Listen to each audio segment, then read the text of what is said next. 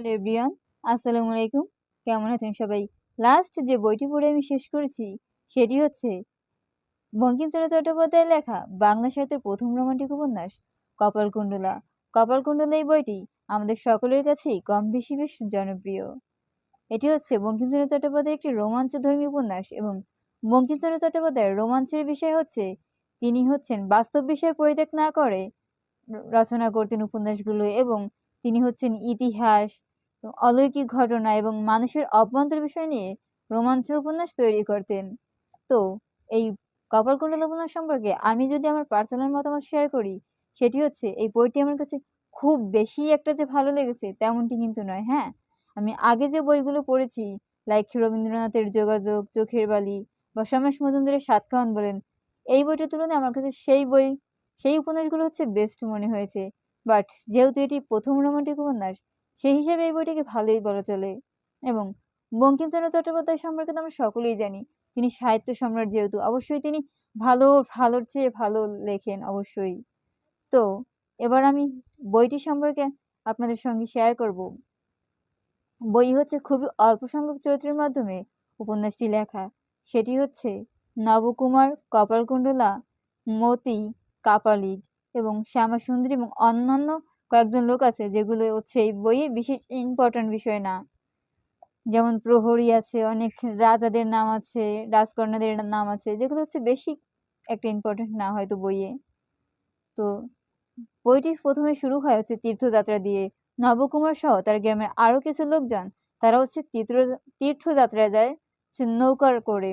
তো তারা হচ্ছে নদীপথে অনেক দূর যাবার পরে, অনেক নদী পথ পেরোনোর পরে তারা হচ্ছে রান্না করার জন্য হচ্ছে একটা জায়গায় তারা দাঁড়ায় হচ্ছে বনের পাশে এবং তাদের কাঠ সংগ্রহ করার দরকার ছিল। তো এখানে কেউ সাহস করে বনের মধ্যে যেতে রাজি হয়নি। এখানে নবকুমারী একমাত্র সাহস করে বনের মধ্যে যেতে রাজি হয়েছে এবং তিনি একাই বনের মধ্যে গেছেন এবং লং টাইম হয়ে যায়, তারা হচ্ছে অপেক্ষা করে কিন্তু নবকুমার ফিরে আসেন এবং তারা ভাবে যে হয়তো নবকুমারকে ব্যাঘ্র হত্যা করেছে, অর্থাৎ বাঘে নবকুমারকে খেয়ে ফেলেছে কিংবা মেরে ফেলেছে। তো তারা আরো কিছুক্ষণ অপেক্ষা করার পর নৌকা নিয়ে সেখান থেকে চলে যায় যে আমরা তাহলে চলে যাই, এবং নবকুমার হচ্ছে তারও কিছুক্ষণ পরে ফিরে আসে এবং ফিরে আসার পর দেখে যে তার সহযাত্রীরা কেউই নেই এবং সেখানে নৌকাও নেই, এবং তিনি এখানে একটি পজিটিভ থিঙ্কিং চিন্তা করে যে হয়তো হচ্ছে ঝড়ে হচ্ছে নৌকা উল্টে গেছে কিংবা হচ্ছে ডুবে গেছে বা এমন টাইপের কিছু, না হলে তারা তাকে ফেলে যেত না, এমন বিষয় একটা পজিটিভ বিষয় চিন্তা করে।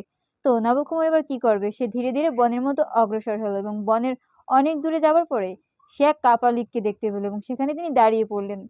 কাপালিক হচ্ছে মন্ত্র সাধন করতেছিল এবং নবকুমার ভাবলেন যে তার মন্ত্র সাধনে যেন ছেদ না ঘটে, কারণে তিনি তাকে ডাকলেন না এবং নবকুমার দাঁড়িয়ে রইলেন এখানে। তো কাপালিক হচ্ছে তার মন্ত্র সাধন শেষ করার পরে তাকে জিজ্ঞেস করলেন যে কোথা থেকে এসেছে এবং সবকিছু জানতে চাইলেন এবং নবকুমার সবকিছু খুলে বললেন। এখন কাপালিক হচ্ছে তাকে তার বাসস্থানে নিয়ে গেলেন এবং সেখানে তিনি তাকে থাকতে দিলেন এবং খাদ্য দিলেন। তো নবকুমার সেখানে বিশ্রাম নিলেন খুবই আরামের সহিত এবং তার পরের দিন যেটা হলো, এই কাপালিক হচ্ছে তাকে তার মন্ত্র সাধনের সেই স্থানে নিয়ে এসেছে তাকে হত্যা করার জন্য এবং তাকে সেখানে বেঁধে রেখেছে এবং কাপালিক তাকে হচ্ছে দেবীর চরণে তাকে অর্পণ করবে, তাকে হত্যা করে তার রক্ত তার দেবীর চরণে দিবে। তো এখানে হচ্ছে কপালকুণ্ডলা গল্পের যিনি মেইন নায়িকা, তিনি হচ্ছে নবকুমারকে বাঁচান সেই কাপালিকের হাত থেকে এবং সেখানে এক যোগিনী বাস করতো এবং মা ডাকতেন তাকে। তো সেই বাসায় তিনি হচ্ছে নিয়ে যায় এবং সেই যোগিনী হচ্ছে কপালকুণ্ডলাকে বলে যে তুমি যেহেতু এই ব্যক্তিকে নবকুমারকে সেভ করেছো, তাহলে কাপালিক হচ্ছে তোমাকেও হত্যা করতে পারে ক্রোধের বশে। তো এই কাপালিক হচ্ছে আবার কপালকুণ্ডলার প্রতিপালক, অর্থাৎ এই কাপালিক হচ্ছে খুবই ছোট্টবেলা থেকে হচ্ছে এই কপালকুণ্ডলাকে প্রতিপালন করে আসছে তার বাবা মায়ের ভূমিকায়।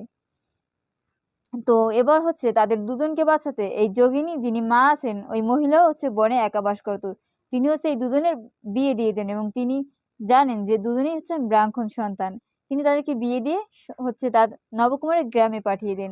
এবার তারা হচ্ছে যাত্রা শুরু করে, যাত্রার এক পর্যায়ে তাদের মতি নামক এক নারীর সাথে দেখা হয় এবং এই মতি হচ্ছে কপালকুণ্ডলাকে দেখে তার শরীরের সমস্ত গয়না কপালকুণ্ডলাকে দিয়ে দেয় এবং তাদের যাত্রা এবার ভিন্ন হয়ে যায় এবং সেখান থেকে হচ্ছে কপালকুণ্ডলার কাছে এক ভিক্ষুক আসে। এই ভিক্ষুক তার কাছে সাহায্য চাইলে কপালকুণ্ডলা হচ্ছে তার গায়ের সমস্ত গয়নাই ভিক্ষুককে দিয়ে দেয় এবং তিনি বলে যে আমি এই গয়নাগাটি দিয়ে কি করব?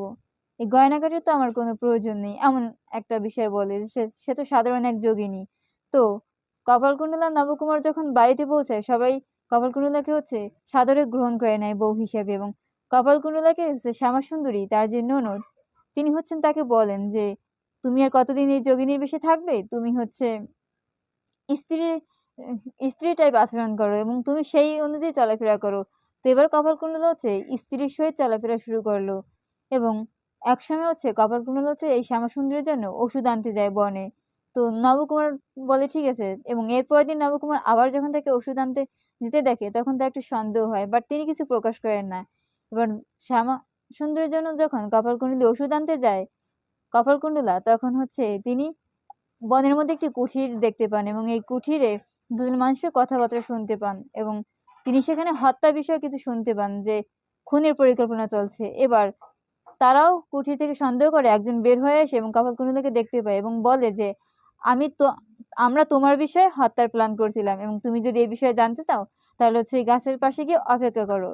এবং এখানে কপালকুণ্ডলা অনেকক্ষণ গাছের নিচে অপেক্ষা করে এবং কাউকে পায় না। তারপর সে বাড়ি ফিরে যায়, এবং যখন তিনি দরজা লাগাবেন অর্থাৎ গেট, তখন তিনি বজ্রপাতের সেই যে বিদ্যুৎ চমকানোর আলোতে কাপালিককে দেখতে পায়, এবং তিনি খুব ভয় পেয়ে যান, এবং সেই রাত্রে তিনি ঘুমে কাপালিককে স্বপ্নে দেখেন যে তাকে হত্যা করতে চাচ্ছে। এবং এরপরের দিন সকালে কপালকুণ্ডলা একটি চিঠি পায়, এবং যে চিঠিতে লেখা ছিল যে ব্রাহ্মণ তাকে দেখা করতে বলছে বনের মধ্যে, ব্রাহ্মণ তাকে সবকিছু খুলে বলবে। এবং কপালকুণ্ডলা তখন একটু সন্দেহ জাগে যে আসলেই কি তিনি সবকিছু খুলে বলবেন, বা তিনি কে, বা আমার কোনো ক্ষতি হবে কিনা। এবং এসবের পরেও কপালকুণ্ডলা সেখানে যেতে মন স্থির করেন এবং সেখানে চলে যান। এবং তখন নবকুমার সেই চিঠি পায়, সে পড়ে পায়, এবং সেই চিঠি পড়েতে তার সন্দেহ জাগে যে আমার ওয়াইফ কোন এক ব্রাহ্মণের সাথে দেখা করতে যাচ্ছে, এবং নবকুমারও তার পিছন পিছন যায়। এবং নবকুমার সেখানে বাগানে দেখতে পায় কাপালিক, এবং কাপালিককে বলে, কাপালিক, তুমি আবার এসেছো? তুমি আমাকে হত্যা করতে চাও? ঠিক আছে, তুমি আমাকে হত্যা করে ফেলো। আমার বউ অন্য একজন ব্রাহ্মণের সাথে দেখা করবে, এইসব কিছু সহ্য করছে, আমার কাছে মৃত্যু অনেক ভালো, তুমি ওকে মেরে ফেলো। এবং কাপালিক তখন তাকে জানায় যে, না, আমি তোমাকে হত্যা করতে আসিনি, আমি তোমার ওয়াইফ কপালকুণ্ডলাকে মারতে এসেছি। আমি স্বপ্নে দেখেছি কপালকুণ্ডলাকে মেরে তাকে দেবীর পায়ে অর্পণ করতে হবে। এবং এখানে নবকুমার তাকে সাহায্য করে, এবং কাপালিক তাকে একটি সুরা পান করায়, যে সুরা পান করে সে কপালকুণ্ডলার প্রতি আরো ক্ষিপ্ত হয়, এবং এখানে সে সুরাপান করে আরো ক্ষিপ্ত হয় এবং বলে যে ঠিক আছে, তোমাকে সাহায্য করবে। এবং কাপালিক তাকে বলে, চলো তোমার বউ কি করছে আমি তোমাকে দেখাই। এবং নবকুমার সেখানে গিয়ে দেখে তার ওয়াইফ কপালকুণ্ডলা এই কপালকুণ্ডলা নবকুমারকে রেখে এক ব্রাহ্মণের সাথে দেখা করছে, এবং খুবই অন্তরঙ্গতার সাথে এই ব্রাহ্মণের সাথে কথা বলছে। এবং তখন নবকুমার আরো ক্ষিপ্ত হয় এবং এই ব্রাহ্মণের সাথে অন্তরঙ্গতার সাথে কথা বলতে দেখে। এবং এই ব্রাহ্মণ যিনি ছিলেন, তিনি ছদ্মবেশী পদ্মাবতী, অর্থাৎ তিনি ছিলেন নবকুমারের প্রথম ওয়াইফ। এবং এই পদ্মাবতী তাকে সবকিছু খুলে বলে এই ব্রাহ্মণ যে, আমি নবকুমারের প্রথম ওয়াইফ, এবং ওর সাথে আমার বিয়ে হয়েছিল আগে, তুমি তাকে ছেড়ে দাও, ত্যাগ করো, আমি তোমাকে আমার সমস্ত ধন সম্পদ দিয়ে দেব, আমার বাড়ি তোমাকে দিয়ে দেবো, তুমি সেখানে সুখে শান্তিতে থাকবে, এর বিনিময়ে তুমি আমার স্বামীকে নবকুমারকে ছেড়ে দাও। এবং তখন কপালকুণ্ডলা বলে যে, ঠিক আছে, তুমি সবকিছু নিয়ে নাও, আমি তো আগে সমুদ্র তীরে ঘুরে বেড়াতাম বা বনে বনে বাস করতাম, আমি সেখানেই চলে যাব, আমার এই ধন সম্পদের কোনো কিছুরই প্রয়োজন নেই। এবং এখানে পদ্মাবতী বলে ঠিক আছে। এবং এই পদ্মাবতী যিনি নবকুমারের প্রথম ওয়াইফ, তিনি আগে দিল্লিতে বসবাস করতো, দিল্লির যে রাজকন্যা ছিল তার সাথে তার ভালো সম্পর্ক ছিল, এবং এখানে রাজা সেলিম এবং রাজা জাহাঙ্গীর এবং অন্যান্য লোকের সাথে খুবই তার এক সম্পর্ক ছিল। এবং সেখানে একটি ঘটনা থাকে এই বইতে, এবং যেটুকু আমি পুরোপুরি স্কিপ করে গেছি, আপনারা সবাই পড়ে নেবেন। তো এরপরে পদ্মাবতী এই কথা বলার পরে কপালকুণ্ডলা মেনে নেয়, এবং সেখান থেকে পদ্মাবতী ব্রাহ্মণ বেশি, সেই পদ্মাবতীও চলে যায়। এবার কপালকুণ্ডলা বাড়ির দিকে রওনা হয়, এবং তারপর এখানে নবকুমার তার হাত ধরে ফেলে এবং বলে যে, তুমি আমার সাথে বিশ্বাসঘাতকতা করেছো, এবং তোমাকে কাপালিকের কাছে দিয়ে দেওয়া হবে। এবং এখানে তারা দুজনেই কাপালিকের সাথে চলে যায়। নবকুমার এই কপালকুণ্ডলাকে নিয়ে কাপালিকের কাছে চলে যায়, এবং কাপালিক সেই মন্ত্র সাধনের সেই স্থানে যায়, এবং সে সেখানে মন্ত্র পড়া শুরু করে, এবং নবকুমারকে বলে যে, যাও কপালকুণ্ডলাকে স্নান করিয়ে নিয়ে আসো। এরপর নবকুমার তাকে স্নান করাতে নিয়ে যায়, এবং সেখানে কপালকুণ্ডলাকে সে বলে যে, কপালকুণ্ডলে তুমি সত্যিকারে বলো যে তুমি কি আমার সাথে বিশ্বাসঘাতকতা করেছো? তখন কপালকুণ্ডলা বলে যে, "এই কথা তো তুমি আগে জিজ্ঞেস করতে পারতে যে আমি তোমার সাথে বিশ্বাসঘাতকতা করেছি কিনা, তোমাকে ঠকিয়েছি কিনা। এখন জিজ্ঞেস করছো? আসলে ওটা ছিল তোমার হচ্ছে ১ম ওয়াইফ পদ্মাবতী। সেই পদ্মাবতী ব্রাহ্মণ ছেলে সেজে আমার কাছে ছদ্মবেশে এসেছিল তোমাকে চাইতে। সে তার স্বামীকে চাইতে এসেছিল। তখন নবকুমার তার ভুল বুঝতে পারে এবং এই সময় কাপালিক হচ্ছে কপালকুণ্ডলাকে তীর নিক্ষেপ করে এবং তার শরীরে সেটা এসে লাগে এবং কপালকুণ্ডলা সেখানে নদীতে পড়ে যায় এবং নবকুমার হচ্ছে তাকে বাঁচাতে অর্থাৎ তাকে খুঁজতে সে হচ্ছে নদীতে লাফিয়ে পড়ে এবং কপালকুণ্ডলাকে খুঁজতে থাকে এবং নবকুমার এবং সাঁতারের পর সাঁতার কাটতে থাকে কিন্তু সে কপালকুণ্ডলাকে পায় না। তখন হচ্ছে নবকুমার হচ্ছে পানি থেকে উঠে না, সে সাঁতার কেটে তাকে খুঁজতে থাকে এবং এর মাধ্যমে হচ্ছে আমাদের এই উপন্যাসটি শেষ হয়, বঙ্কিমচন্দ্রের লেখা উপন্যাস শেষ হয়।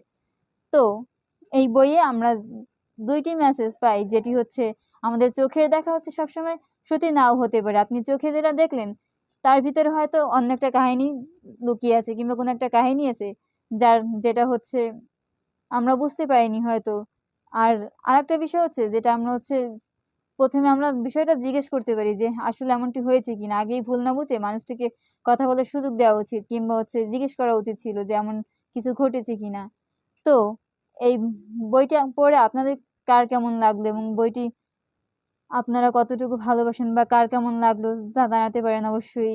এবং আমার বইটি কেমন লেগেছে পড়ে সেটা তো আমি অবশ্যই জানলাম। আপনাদেরটাও শেয়ার করতে পারেন এবং আজ এ পর্যন্তই। সবাই ভালো থাকবেন, সুস্থ থাকবেন। পরবর্তী কোনো রিভিউ দিব আমি। আল্লাহ হাফেজ সবাইকে।